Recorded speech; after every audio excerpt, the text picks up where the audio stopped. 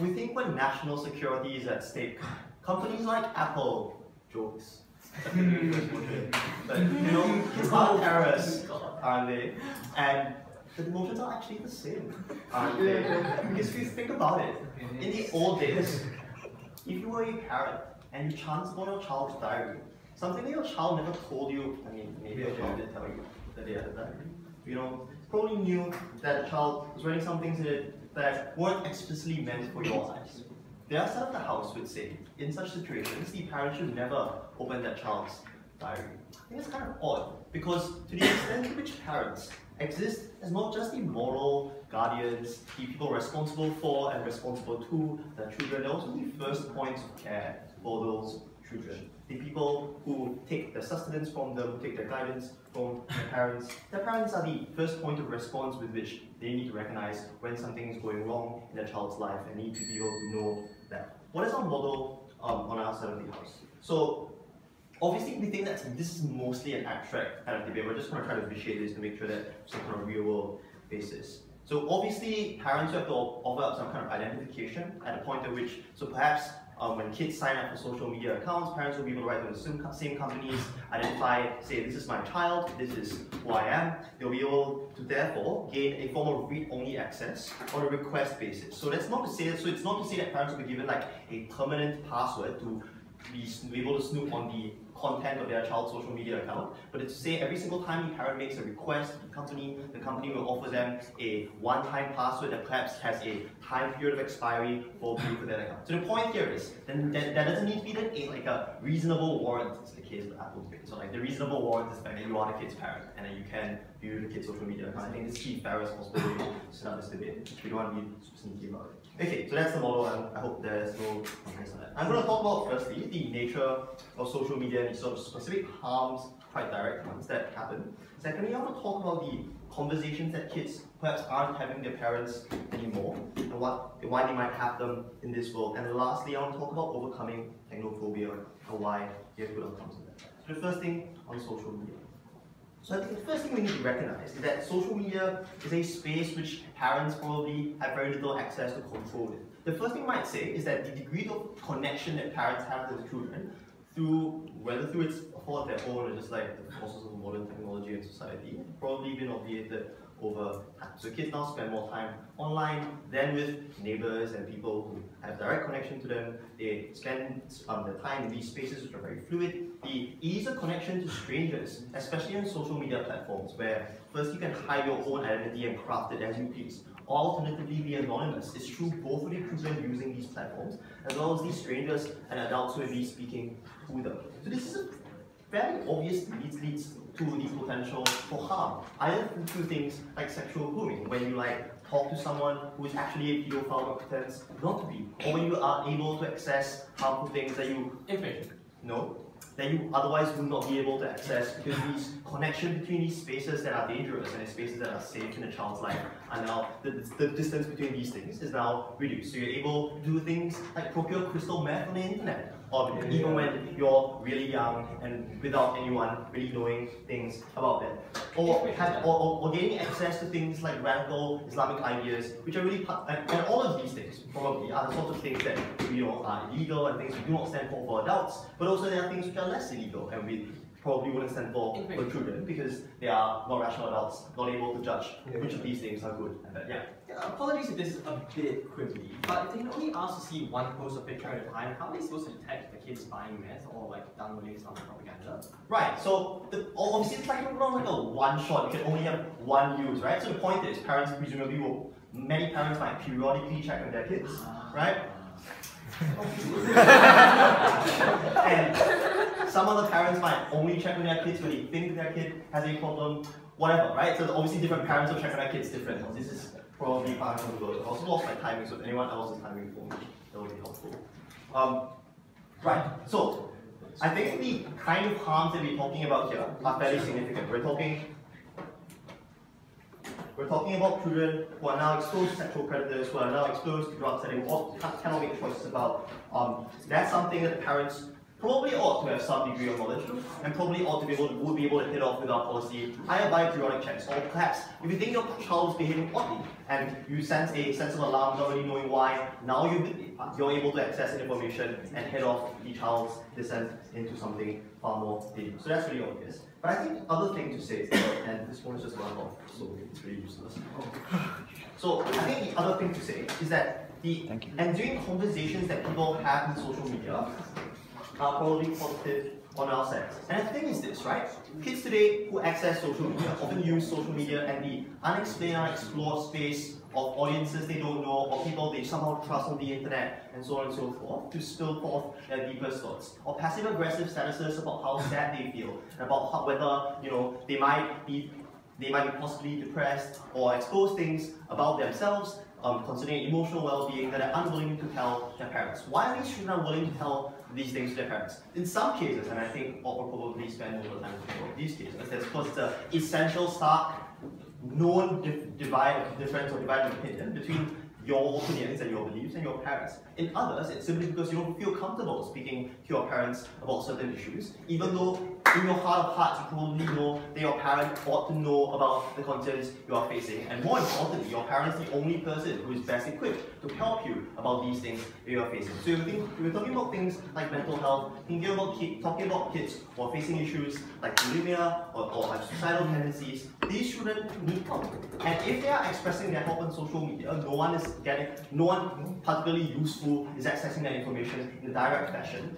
It is as if the parent chancing about a child's diary saw entries which amounted to a cry for help. In those instances, the news in which we spill our deepest thoughts are now accessible to the parents once more, in a way, in a world before the existence of two-factor authentication and complicated passwords. That's something that's a good outcome on our side. But finally, I think parents are often technophobic about these new technologies in a really unsurprising way, because these technologies are hard to understand, they veil their kids' lives from yourself. I think giving parents access or the ability to access these technologies and their kids' lives on them in a separate space probably makes parents more willing to accept in the first place, which makes them less likely to do things like ban your kids from using smartphones with the attendant benefits that come from it. So I think you get a more comfortable relationship between parents, the technology, and the kids and their lives on those spaces. That's a benefit on our side.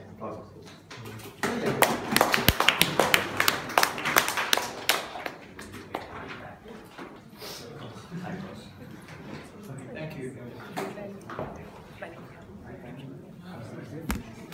Prime Minister, I'd like to divide with you also.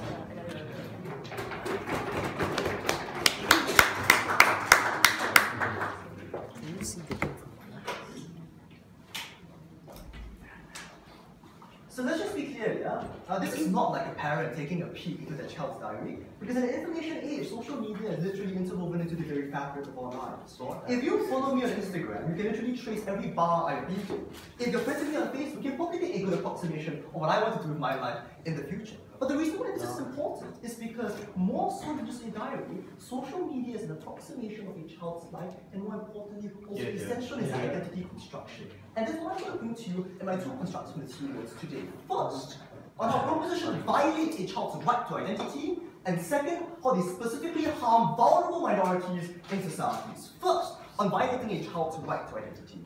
Now, we argue that privacy is important not just for some hyphenating principle, but to protect identity, to allow people to construct their best selves. And when your identity is considered, who you want to aspire to be, what you want to do, the good life that you see fit to lead, that's when we can dignify you as a human being. And how do we best enable people to dignify themselves, to allow them to explore alternate identities, explore alternate visions of themselves? This is why privacy is so important for children. Two reasons. First, because privacy allows children to explore alternate identities. Imagine if I were born in China and I really wanted to be a reporter, but my parents wanted me to be a doctor. Oh no! If they find out that I want to be a reporter on Facebook, they might get in touch with the teacher in charge of my local press club and bar me from all future activities. They'll just screw my life over eternally too. We think that privacy is essential for protecting identity. It ensures that information which matters intensely to you won't be used as emotional blackmail. What if I'm a progressive Democrat in an extremely conservative household, and I just don't want to jeopardize my relationship with my parents, but at the same time, I want to be able to be part of the, school's environmental club, even though my parents deny global warming. We think that your relationship with your parents is so true, right? Your relationship with your parents is as important to you as your ability to construct identities. And we think, especially in the formative ages of childhood, it's so important. Why? Because it's the only time in your life where you can explore, because you have the freedom of youth. At the point at which you are locked into an identity later in life, for instance, if I went on to medical school and halfway through my course I'm like, surgery is not really cut out for me, but I just invested $1,000 in it. We've already wasted thousands of dollars, resources, time, and money that can never be returned, right? In the course of your life that you don't actually want to be. Or what if you get married due to social expectations and pressure? And halfway through you realize, maybe married life is not for me. Or maybe I'm actually. No, thank you, sir. And we think that when you are allowed to explore in your early stages of life, we ensure you don't get imprisoned by circumstances and imprisoned by the expectations that your parents have set on you. Or we think more importantly than this, we think the virtual space is now virtually equivalent to real life. Facebook, Instagram, and Snapchat being so integrated in the lives of our youth. This is literally not like Jan would have you believe, just being able to see like one post a day. This is literally like having a parent stand next to you all the time, knowing who your girlfriend is, knowing where you are at every point of your life, right? But importantly, what about all this constructive material? What about crime? What about suicide ideation and cyberbullying? And we admit, these are important things. Let's talk about crime. Now, we're not talking about really poor neighborhoods, obviously, on both sides, because in these cases, you're working multiple jobs, you've got 6-day work weeks as a parent, you're not likely, due to parental neglect, to be really looking after your children in these really poor neighborhoods. Just not the time, right? It's unfortunate reality. So what he's really talking about, and he conceded this, is about rich white guys smoking crystal meth or weed. We argue that the scope and scale here, well, it's true, right? The scope and scale here is not significant, because we don't think that the incidence of, guys smoking weed is at all, right, outweighing the fact that there are thousands of children out there who need to define the best lives for themselves and explore from the comparative groups. But secondly, even if it was significant, they wouldn't be putting this on their social media accounts. I posit that people don't sell crystal meth through Facebook chat or Instagram direct message. Like guys you want to leave a digital trail, right? It's not as if like a criminal dealer is going to be so dumb as to be able to do this. And if he could, they would be able to bust him through police work. Please don't be facetious. But let's talk about suicide ideation. And I'll argue to you that very often you can't tell whether somebody wants to commit suicide from their online persona. You often want to project an image of yourself as coping well with it. And very often, only your closest friends know about your mental illness. But guess what? Guess what? With their policy, you take them over into further depression and further mental insecurity. One. Now I as a depressed child think, even my parents don't trust me. They need to be monitoring me at every stage of my life. The last remnant of my private self has been stripped away by the people I thought loved me. That's often what pushes you over the precipice. Second response, how many times have parents the cause of your psychological problems? How many times do you suffer depression because your parents want you to be somebody you don't want to be? How many times are you bulimic because your grandmother has told you, girl, you're too fat? Very often, it's these familial pressures more than that are the very cause of the psychological distress. And having more parental oversight rather than less is a terrible idea. Finally, how would a parent know how to deal with depression in many circumstances? They haven't proven that. Very often, a parent tells a child is depressed. This is true, right? No offense for depressed. And they tell me that parents tell them, just feel happier. It's just a passing stage of your life. Very often they're not going to take time. Like, you don't have any kind of panacea for these problems in your life. Don't try to delete it, okay? Let me tell you about sexual grooming. Now, I argue to you that the best way to look out for sexual grooming is to teach the child how to be able to better cope with online predators. Why? Because at the point in which you learn how to deal with online predators, we don't have to be constantly monitoring you and run the risk of a sexual predator actually grooming you. But crucially, this works better on our side, because children are more likely to trust what their parents tell them when we foster a relationship where children can approach their parents when they are secure in their identities and secure in their lives. And more importantly, they don't feel this constant overhang of distrust every time a parent says, son, we need help, it's serious. But second argument, on harms to vulnerable minorities. We think, ladies and gentlemen, that there are loads of oppressive norms in society imposed on the children by their parents. But social media allows children to break out of echo chambers that have been created by geography and culture. What if I'm a gay child in Indonesia, but all my parents and my neighbors say is, gay, bad, you'll go to hell? What if I'm a newly converted Muslim teen in America? We think three things are essential about social media privacy. First, psychological support. For the first time in my life, I'm able to know that there are people like me. They live the same struggles. We share a common identity. And this is actually very important to actually pierce through the crushing loneliness that a lot of vulnerable minorities, especially children, have. Second, information and support. How are we going to be able to reach out to other gay children in a conservative school because everyone is afraid of being outed as gay? How are we able to approach my counselor when I know my counselor might tell my parent? Transpose this to an online community that is thriving, able to provide you advice, for instance, on how best to come up to your parents. For instance, when you have economic independence, then you might want to come up to your parents, or you might want to drop hints to your parents so that they're more prepared later on. Finally, we think hotlines and self-help advices isn't enough. You need a genuinely living community who you can interact with,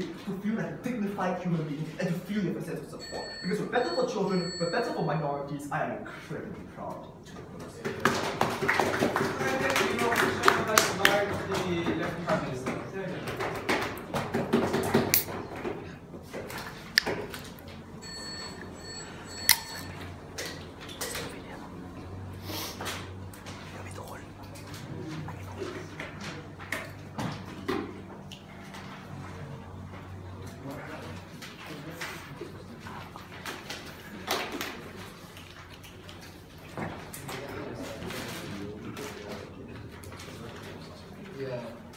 Yeah.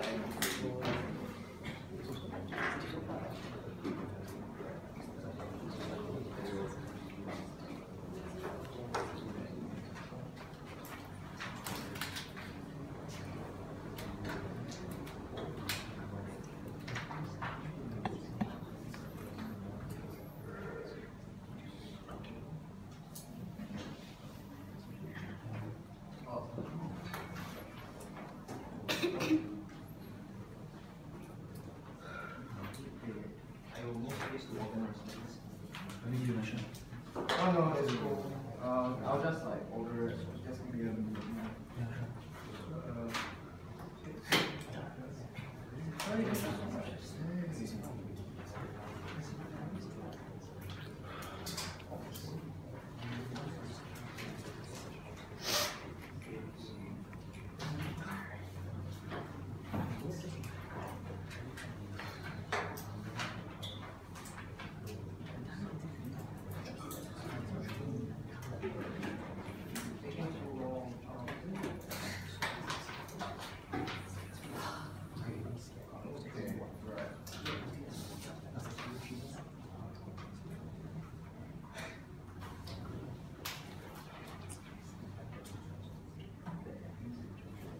We think the speech coming out from Elmo is generally very bad for the simple reason that it's rather unnuanced anti-parenting rhetoric they're trying to put out here. So we don't see then why in general that they see fit to preserve the many other ways in which parents forward their own children's interests, in which parents already determine the religions, the books, the schools, the income, the access to the cell phone, the computer, and the internet in the very first place, which they preserve and yet see fit not to extend to this particular sphere. So we don't know why they do that. But let's start first then with rebuttals before I move on to a whole bunch of reinforcement. The first thing that we have to talk about is about the idea of anti-parenting and alternate identities. Are kids able to deviate from their parents should they not have access to social media?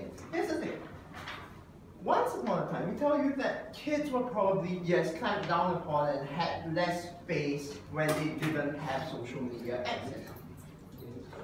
But at the same time, we also tell you that education has become more enlightened in this particular time. And that you can't just go to a damn school and say, I don't want my kid to be in your environmentalist club because I'm anti-climate change. You can't really do that in most modern public schools that enable children to access choices within a safe space, within places whereby it is definitely beneficial for the children. So we don't think that the parents can intercede in these particular spaces either. We think that at large, that the modern system of education does provide safe spaces and access to alternatives to these kids.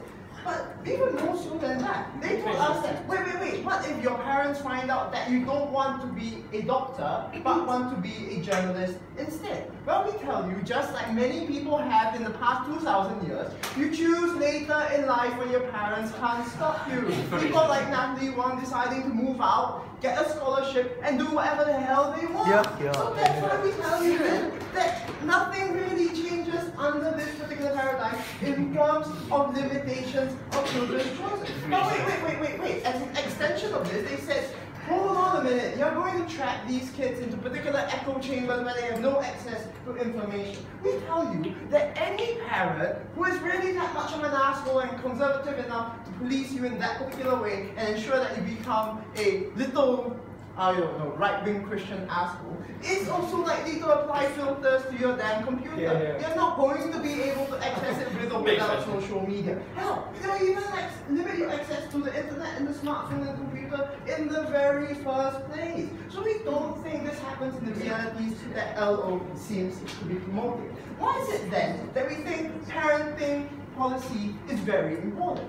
Firstly, because we already told you that parents are given the rights because the state's assumption is that they work for the kids' interest and welfare. They have yet to prove to us why parents are likely to treat their kids like shit. The second thing then is an informed, rational choice that kids simply don't have it. That's why we let the parents make the damn choices. Because yes, it might actually be a really bad idea to dream of being a poor, starving artist, which your 12-year-old brain cannot rationalize as being a really shit job, and rather take up the damn good education your parents can give you. The third thing then is that parents are the first line of defense to many harms and abuses that children can and are exposed to. Something they have yet to deal with the fact that child grooming happens, 300 cases alone within London in a single year, courtesy of certain assholes.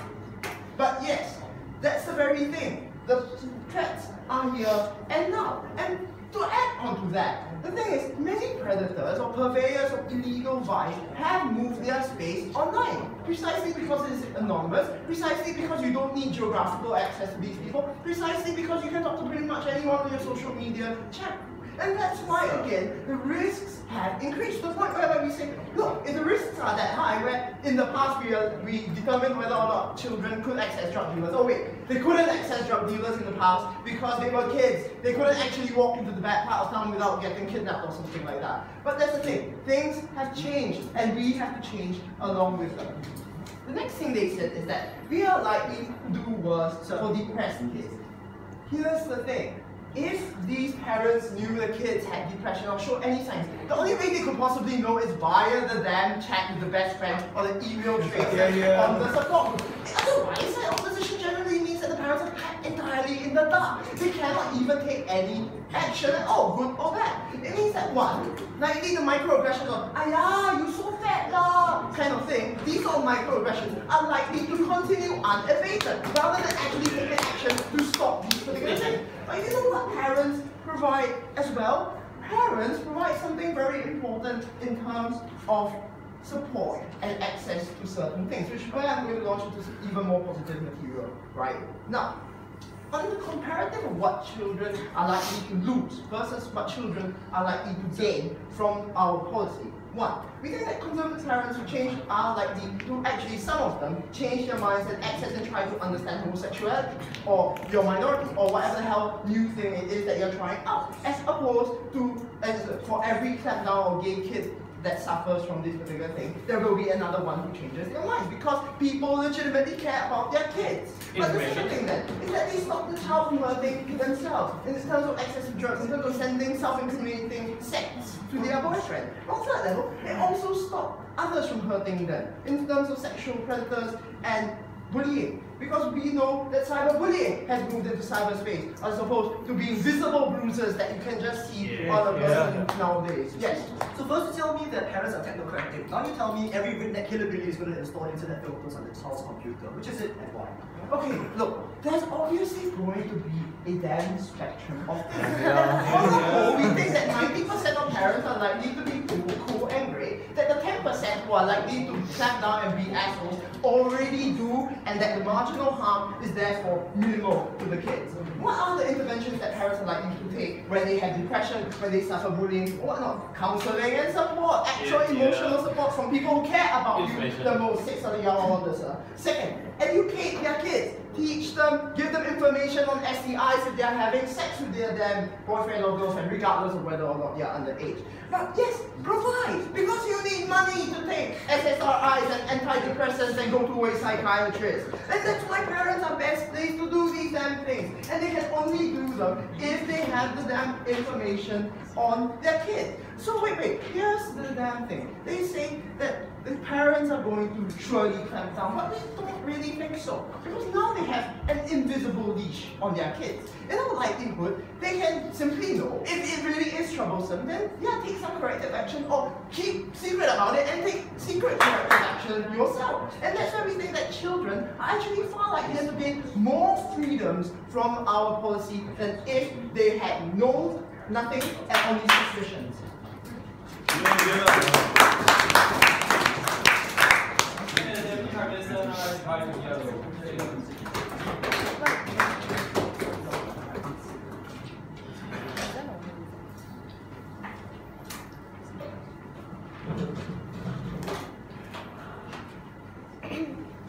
You want to talk about a nuance case? I'm going to show you a nuance case. Perhaps our government has forgotten what it's like to be a child, maybe because you're too old, but let me tell you exactly how it is. Shame. So, our side is not an anti-parenting side. We're telling you about the best way to parent your children. We are the ones who present the nuance case. Firstly, by telling you that parents are already really intrusive in children's lives for the most part, right? They know when you're out of the house, they know which school you go to, what CCAs you take, and at the point in which your only refuge is social media, that is the one modicum of independence, privacy, and dignity that we can afford our children. But the way I'm going to structure my speech is by dividing it into 4 areas, right? I see a quadrant. You have normal children, and you have vulnerable children, you have good parents, and you have bad parents. And I'm going to examine each of these groups in detail. Let's deal with the first quadrant, about normal children with not very good parents, right? So, will parents refrain from intervening in safe spaces like in school? That is bollocks, right? At the point in which you can literally call up the school principal to scold your child over like bad test results, or to tell the principal that you better remove my child from a certain CCA, like debate for example, because otherwise I'm threatening to pull my kid out of school. Yes, it has happened to certain River Valley kids. Some of you might know. So, or for the matter for me, right? Like, I wanted to join bowling in RI, but clearly my bowling requires you to buy certain equipment, and I don't exactly have money, but my parents do, and it forced me to go to MPCC instead. Parents do have a lot of power over their kids. Then you claim that, oh, at this point, that you're just going to filter your phones anyway. No, in the same way that they say there is a spectrum, I'm telling you there is a spectrum. For those who be willing to filter your phones and ground me every single day, I can't do anything about this group of people. I'm sorry. But at the point in which there are certain parents who allow a modicum of freedom by not filtering their phones, but who according to their policy, are going to make search requests for their social media, on the social media like outlets, then obviously you're invading their privacy and impeding the ability to form identities anyway. So at that point, at the point in time in which there is a significant group of people who are indeed affected by this policy, no thank you, Jan. So essentially, all Trinity substantive material still stands, right? That it prevents you from exploring, that it prevents you from making your own life choices or trying to explore what life choices you want. No thank you. No thank you. And at this point, right, under their policy, what happens is that a lot of these children will end up not posting the critical information on social media, which also, as a result, impedes them from exploring their identities vis-a-vis the other people whom they interact with and vis-a-vis the other things they try to learn online, right? And that is something that is deeply harmful for all the reasons that Chinri has already told you. No, thank you, Jan. The second group of people I want to talk about are the vulnerable children who have to deal with bad parents, right?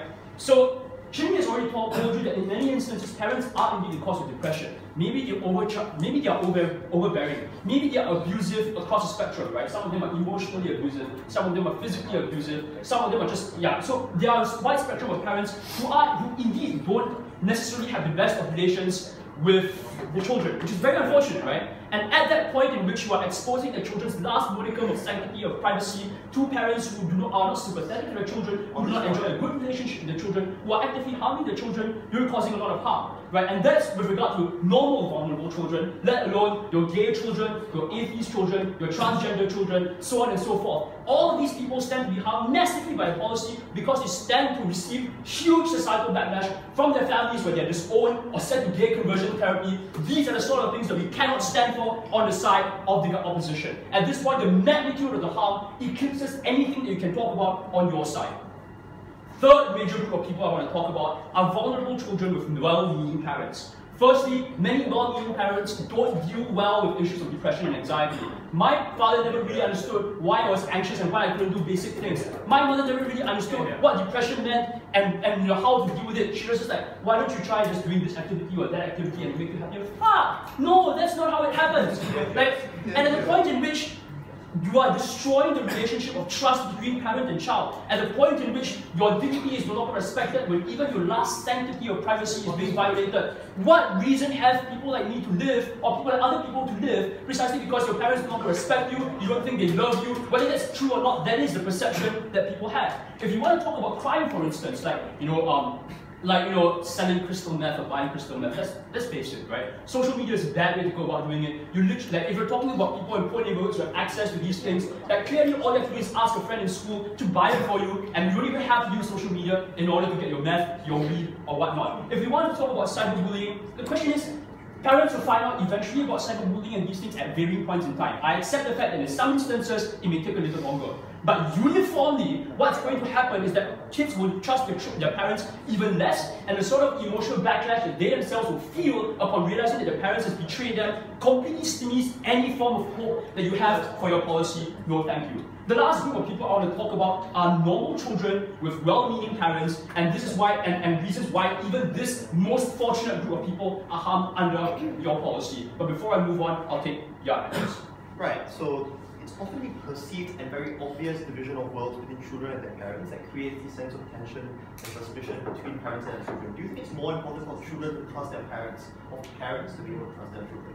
No, I think it's both are equally important because honestly speaking, you say, okay, parents should be able to trust their children. But if how are they to trust the children if the children cannot trust them in return and therefore be willing to share information with them, right? It has to be a reciprocal relationship. I'm going to offer you an alternative perspective as to how that is going to happen. So first, right, respecting children's right to privacy teaches children to respect other people's privacy in turn.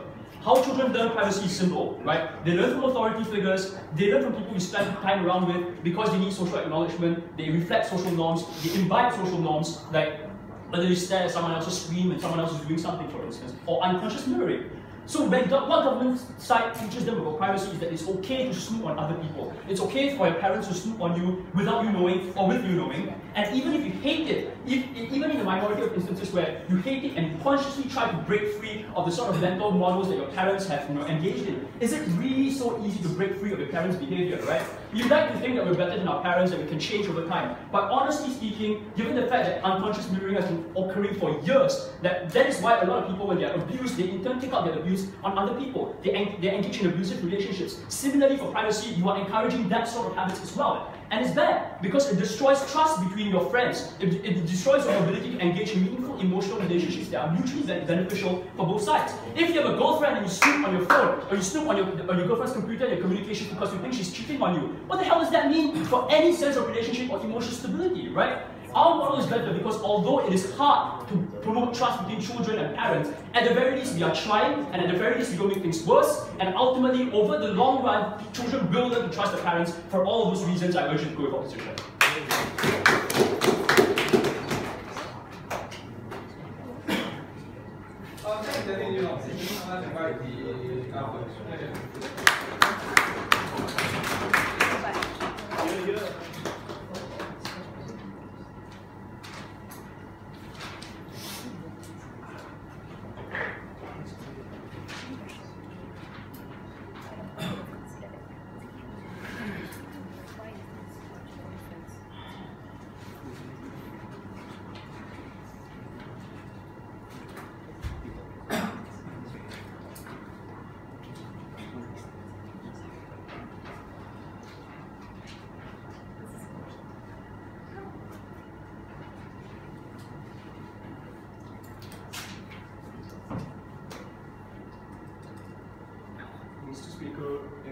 in the age of technological advancement and where kids are more able to interact with social media, we tell you that Jan's pre-O-lab was based on the fact that your ability to check where your kid stands today in terms of his social media interactions and engagement with other aspects of social media is more likely for you to trust him then and then give him that freedom at the end of the day.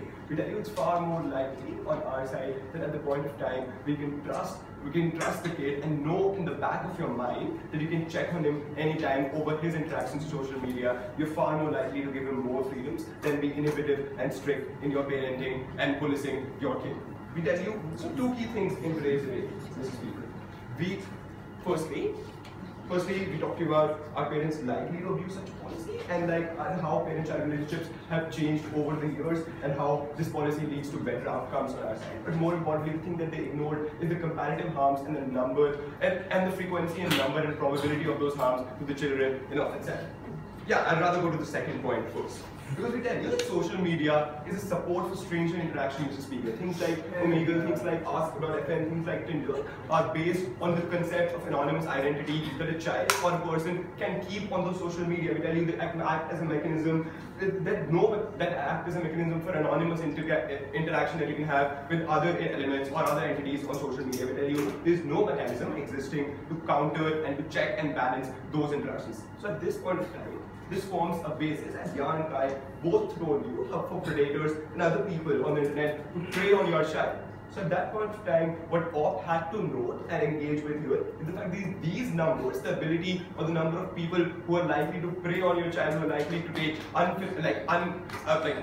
unmanageable use of your child's something are much more than the likelihood of asshole parents who are likely to inhibit your child's freedom and strictness. We tell you, even in that scenario, even if those parents are likely to be assholes and inhibit your child's freedom, we are ready to make that trade-off to make the child more secure and make the child and make the parents trusting him enough to engage in the social media interactions at the end of the day. But more importantly, let us talk about why parents are not likely to act in such a way. Their point was that, parents are likely to act in such a way because they like to inhibit on your child's identity and his right to identity, etc., etc. We totally agree that a child's right to identity is important and it's important to mold his own notions of opinion. Their ability to mold those identities are not something that we're taking away on our side, Mr. Speaker, and that is really key to note.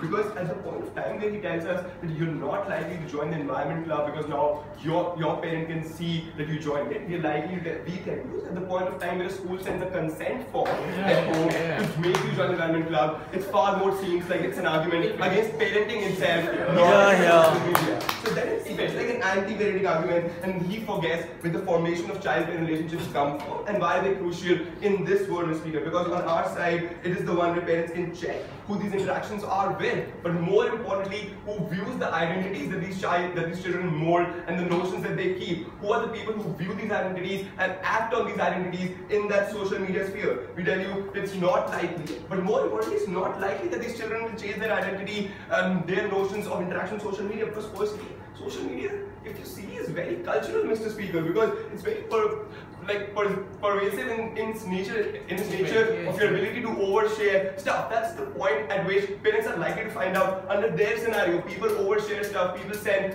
weird pictures on Snapchat, and the pervasive nature of cultural engagement in social media with respect to a large circle of the societal circle and friends sharing stuff on social media is pervasive in nature, and you're not likely to change that or make that trade-off when you think that your parent might check on you one day. But more importantly, we also told you that in the past, we see a really close emotional connect that parent and children had with each other. Why is that? We gave 3 reasons. Firstly, the physical proximity that these children had with their parents in the first place. The societal circles that they interacted with were very common and intersecting with each other. But more importantly, the interactions were monitored by parents with respect to the physical proximity and the emotional connect that they shared in the first place, Mr. Speaker. That's why we told you that parental policing was a privilege, and the principle still exists irrespective of the practical outcomes or the changing world that we see today. So incoming technological advancements, we tell you, are likely to widen this gap of emotional connect between parents and children, Mr. Speaker, and that is largely harmful because of the kind of emotional repercussions it has on both sides of that relationship, Mr. Speaker. We told you this gap is something that rightly leads to something harmful.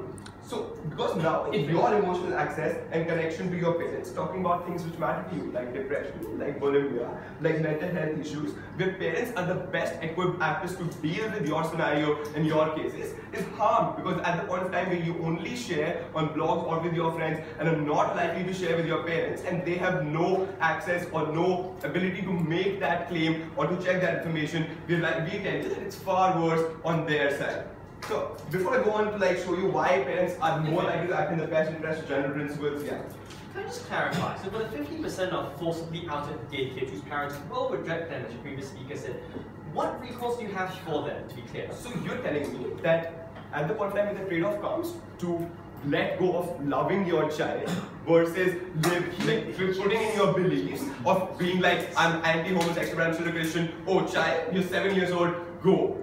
You're telling me that parents are likely to make the trade-off of letting that child go is blatantly false and no analysis given. We tell you that it's false and people are more likely to make the trade-off in case of loving your child, and it's far more likely, even if they do, that the other 50% move towards the scale of accepting those homosexual gays as and that is a benefit that is exclusive to our side. But more on general principles of parenting, Speaker, we tell you that the state already acts and makes people and parents act in the best interest of the kid. Their ability to make decisions for the kid stems from the above reason, Mr. Speaker. More importantly, the child's inability to make rational, informed choice, and secondly, parents are the first defensive mechanisms to whatever harms a child might face. Under their categorization, they say the parents are really fearful of where their child is headed. They have zero idea of how their child is shaping his identity.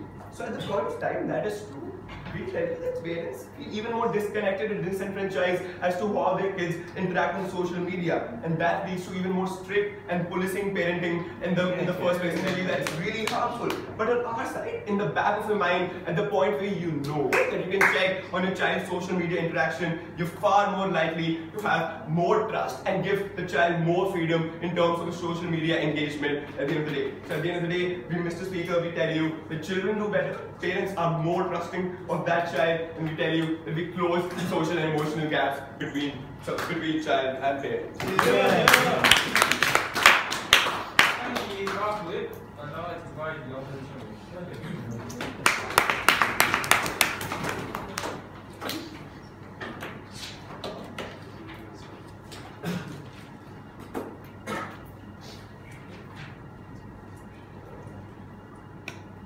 I mean, so that was pretty lame, because essentially the case comes down to, but parents are just fundamentally nice, and if they're not nice, at least they're fundamentally intelligent, so you don't have to deal with problems, right?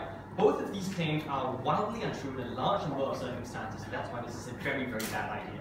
Three things. Firstly, privacy. Secondly, oppression. Thirdly, online risk, which is the bulk of their case, to be clear. Let's just talk about privacy. We hear that it's okay that your parent has access to all the other different kinds of lives you're trying to explore online, because after all, they won't really be able to control it, right? I think that's not true. Parents use informal control over the child's life all the time. It might not be like taking you out of the club, but telling your teacher, can you please ensure my child does not do this? Or, as you say, installing filters. They will know to install those filters unless they know the child is trying to access certain stuff in the very first place. That time was really pathetic when you said kids can't just wait till they grow up and find out. Too late, you're in the wrong course. Money isn't put in. You don't have the expertise to apply for that degree, and you don't even know what it's like to live that alternate life to begin with. So they have to concede that the number of lives people can explore is just going to be way smaller.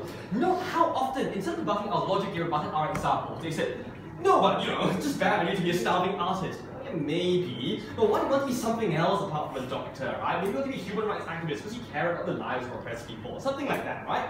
Why is it that kids do not understand when your parents tell them in daily life already that we want you to live certain kinds of life? They already have that information, right? The point is, how do we escape that bubble which your parents have put them in? And you haven't told us anything where you yourself can see in second speaker, parents control so many other things.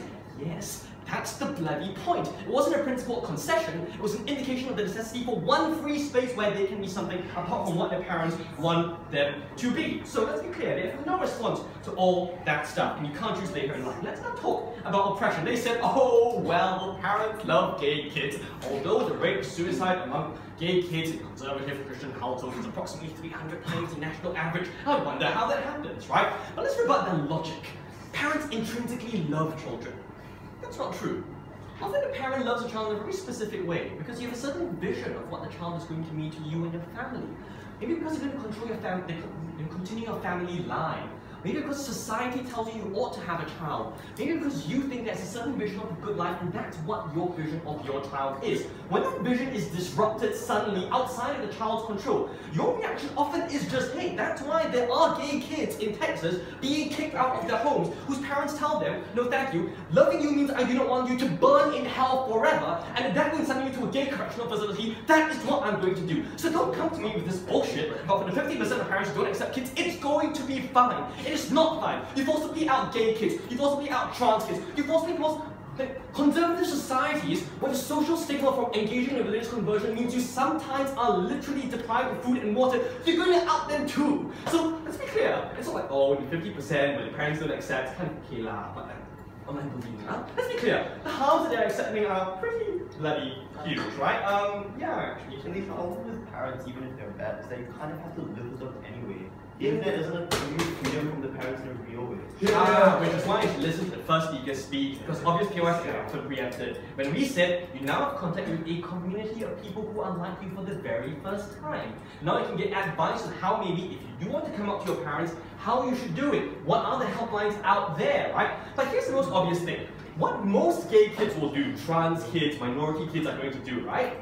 What they're going to do is just not use social media anymore in your world, because even if the parents start to be nice, they will be afraid. But when you take your identity offline to begin with, as the vast majority of them really will do in the long term, then all these support networks just disappear altogether, right? And as Chin told you, having a helpline is not enough. You need to be part of an actual living community who reaffirms you for who you are. So congratulations, you just made all the gay kids in conservative areas disappear off the online world, which is not good in terms of their mutual support. In the short term, of course, we do get all the oppression. It actually depends on how the government announces just now. I'm going to just leave all the cases, okay? Right, so lots of oppression happening, really, really bad. So what do they have to counter all this stuff? Online risks. Let's be clear, the only advantage a parent has over a child is that they've lived a longer number of years. So what about having lived a longer number of years allows you to spot, let's say, online grooming? Because you yourself said these are new things. Parents haven't lived through online grooming. How do they spot online grooming when it happens? In fact, how are they not going to like underspot or overspot? Like, is everything going to look to them a bit creepy and romantic because of all this lols, hearts, triple X's? I don't know. In which case, bye-bye social life. Or are they going to go, oh, this is just the way kids interact nowadays? In which case, they just don't know, right? So the one thing which parents have, which kids don't have experience, you yourself said, does not help them detect these things because they're so new, so unprecedented in the age of glorious technology, right? They said, oh, what about depression? We say, often, parents are the cause of depression because of the way in which they control their child's life. In which case, you make it worse, that's obvious. Okay, but what are the things that the parents generally trying to help? Like, experience shows that parents often do not understand what depression is, are skeptical of the child's claims that they have a mental illness, which just looks at them like, oh, when I was young, we had a hard life, we just walked it off. You kids nowadays really ought to get better at this sort of stuff. That's the kind of thing many parents do say.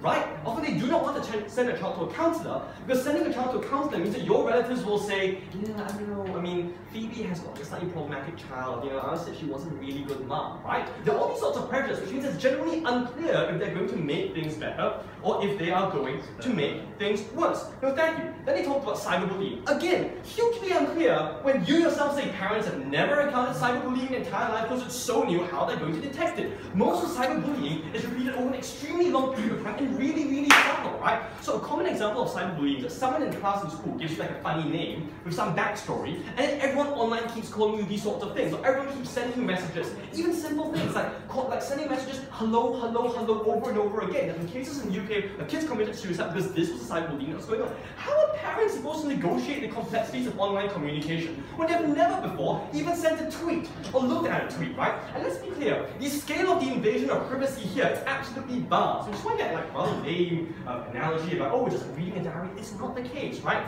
You don't have conversations on a diary. You don't have pictures on a diary which show that, when you went out with John, you were dating rather than just having a bit of a boys' night out, right? This is information which you give parents, which kids can withhold if there is a diary.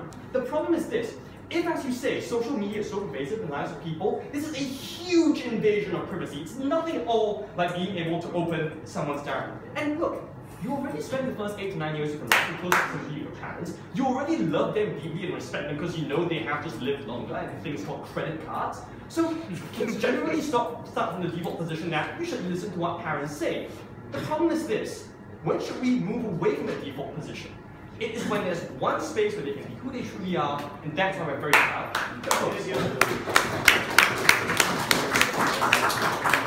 Alright, so something else is not like the back all the time.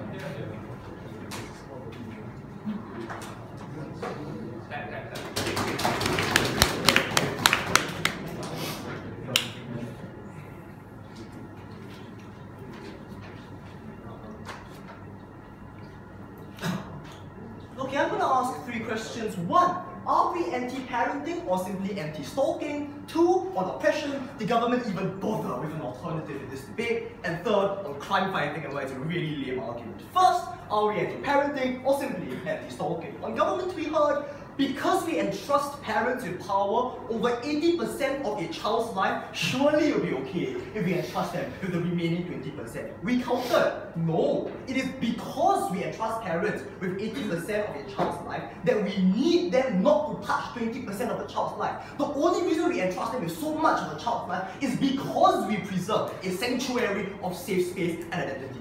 Let me argue, our conception is correct because of our case. We understood the need to balance in this debate because in the majority case scenario, parents do an okay job. But every single parent in this world is imperfect. And therefore we need that sanctuary so children don't imbibe the unspoken prejudices and biases of their parents. Some parents, for instance, are great mentors, but happen to be extremely religious. We think that children should have the right to prioritize their parent-child relationship along with their religious identity at the same time. But what Ashish argued was that some parents are really bad for their children, either knowingly or unknowingly, an argument that I started in my speech. For instance, if I'm a parent who doesn't want my kid to date someone from another race, they argue, but these are conservatives. So they're going to block your children's access to internet. They're going to make them live in a Stone Age internet hell. Then you argue, but these parents have the best interest of their kids at heart. So at the end of the day, when you expose yourself as gay to your parents, they will accept you. This is a massive characterizational convenience here. You can't on one hand argue that these parents are so conservative that it's a wash. And on the other hand, come and tell, no, right? That they're going to accept their children for coming out as gay. We argue exactly because we live in a world where parents exist on a spectrum, that it's far more likely that at the point that you out yourself as gay to your parents because of their policy, maybe a half of these families kick their children out. That is still far too many. If 1 in 2 gay children in Texas are kicked out of their homes, if 1 in 2 gay children in Indonesia are sent to homosexual therapy, we think that is 1 in 2 far too many. So we think by their logic, right, it's really nonsensical. Second, let me talk to you about oppression. This government even bother with an alternative. We told you 2 things. First, on the soft oppression of identity restriction, and second, on the hard oppression of bigotry and prejudice. First, on soft oppression, we argue that you have a limited number of lives that could potentially lead. And this number of lives potentially diminishes every single year you live. And it's like a disgraph. It's not like a disgraph. So, the longer you stay as a human being on this earth, the closer you asymptote towards 1. On their side, that's okay, because net 1 could do it, why can't anyone else? It's like an incredible argument of privilege. Just because one person can do it doesn't mean we've got logic on our side, guys. Please okay? We need to dignify individuals by providing them the maximum ability to actualize. That doesn't deal with any of our arguments. But second and more importantly, what about the hard oppression of bigotry and prejudice? We argue that parents don't love their children. They love the idealized conception of what their child means to them.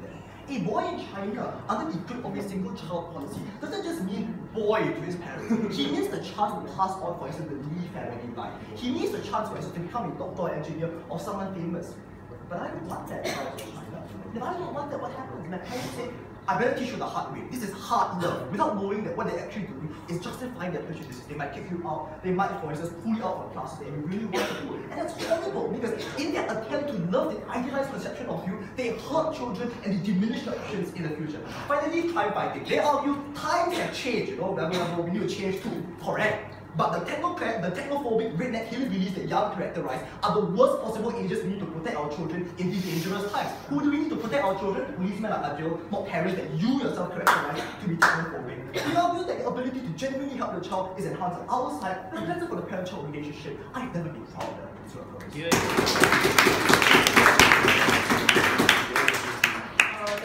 followed by the Total Space or Graphic Opinion.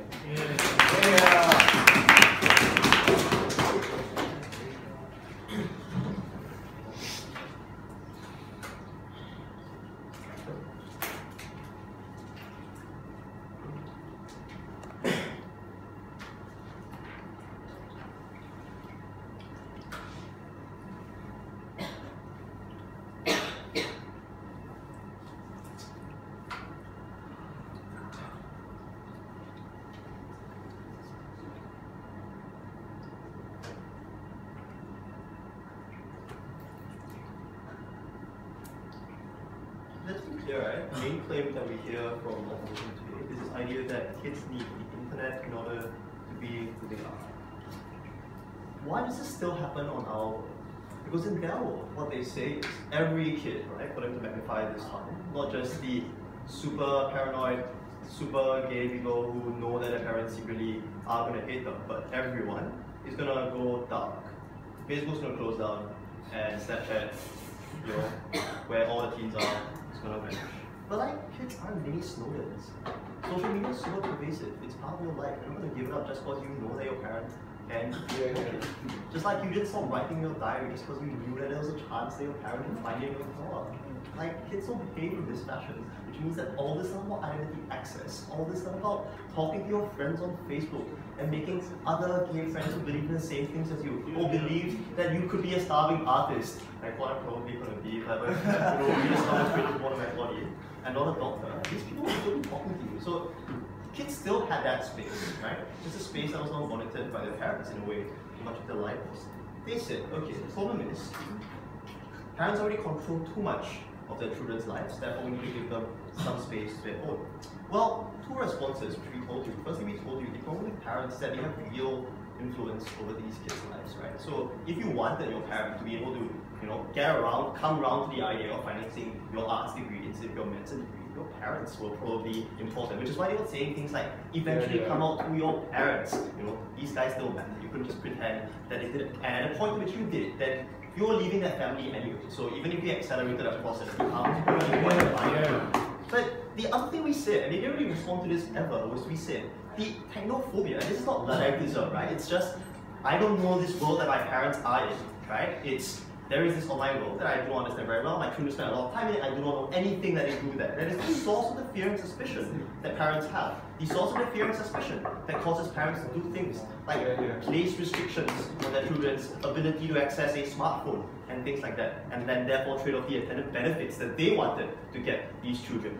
And the point was, when parents know that there is 20% of their kids' life that is forever veiled to them, not because their children may intentionally veil it to them, but because technology means that it is veiled to their parents. So recognize this, right? So not all kids are deliberately keeping stuff with their parents online. They just don't happen to speak to their parents about stuff that they put online. They don't want to add their parents as friends on Facebook, not because there is some deep dark secret that they're deliberately hiding from their parents, but because they just don't feel it's a thing. It's awkward to have your parents friends on Facebook. The point here though is, if parents fear that there is this fear of the child's life that is forever denied to them, that is the thing that fuels the parents' restrictions on the child. What else did they tell us? They said some children are fucked over by their parents, and these parents are the worst. We told you that in these cases, right? Obviously, it's true. We have to take the minority of the cases where kids leave the household. We accelerate that process, possibly. But on the other hand, it's also plausible that some parents learn to love, even if, or change their ideation of who the child was. Because it's obviously possible, right? You're probably likely to be quite loss averse to losing the idea altogether, rather than just kind of changing the idea in your mind. So even in that case, if you didn't really love the person, but just love the idea of that person, you didn't understand why that resulted in you killing that idea altogether. Then they were really glib about the harms presented to you from the beginning. And they said, well, policemen are better equipped to do these things, as if somehow the police peering at your life is superior to the parents your life. Because sometimes it wasn't just criminal activity, right? But just things that you thought as a parent your child would not participate in. The police were likely to investigate cyberbullying or sexual grooming before they had a reasonable duty of proof. Parents could intercede in all these cases. But also more importantly, cases of depression. Even if parents were the cause, they often didn't know that they were the cause. And if they did, then they'll probably act better to not be the cause of depression. They never had a solution for that, right? Because your online friends weren't going to pay for therapy, whereas your parents could. Even if they weren't, at least we gave them the opportunity to discuss that and solve the children's problems that were available to them. Thank you guys for a great debate.